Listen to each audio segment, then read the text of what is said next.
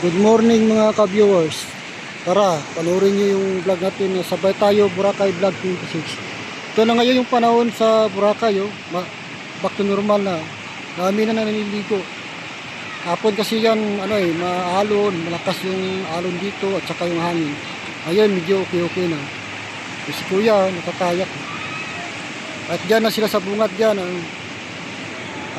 yan.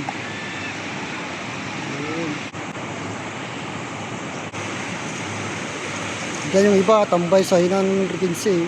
Pag hindi sila naliligo, nakaupo lang dyan. Chill-chill lang sila.